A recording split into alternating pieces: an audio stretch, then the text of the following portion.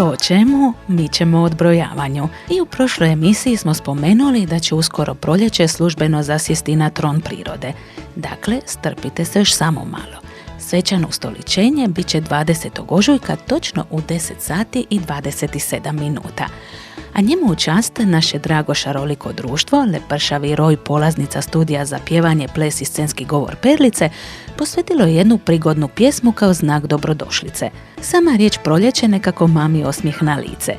Iako i zima, kao uostalom svakogodišnje doba, ima svoje čari, posebne igre, okuse, mirise, božićne i novogodišnje praznike da i ne spominjemo, nekako smo se zaželjeli zelenila, raznobojnog cvijeća, čiji nas miris nestašno škaklja po nosu.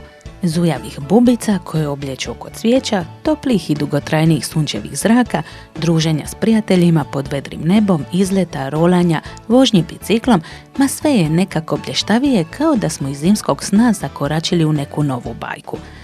Otvorite stoga svoja srca i prozore, dopustite proljeću da uleti u vaše živote i dobrodušno vas zagrli te na krilima optimizma povede u nove avanture. A usput mu se nasmiješite uz doslovno veselu pjesmu.